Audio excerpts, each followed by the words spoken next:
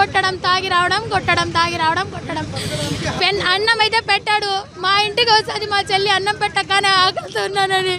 తన ఆకలి మేము చూడలేక తనకి పెట్టాం, తన పిల్లలకు పెట్టాం. మా ఇంట్లో 2-3 రోజులు పెట్టుకున్నా. బండి దొంగతనం చేసుకుని పోతాడు.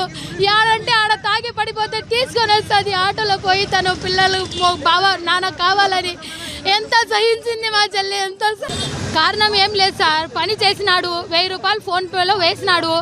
వేసి తాగే అలవాటు. ఆ 1000 రూపాయలు ఫోన్పేతో ఎవరితో కొట్టి తీసుకొని రమ్మన్నాడు.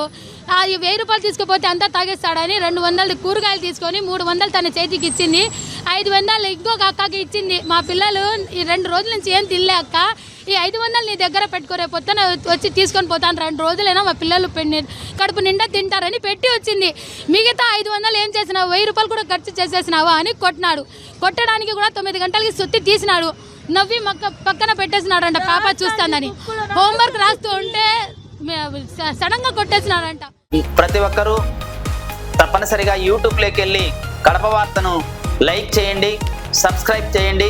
ఇట్లు మీ జి రమణయ్య, ఎడిటర్, కడప వార్త.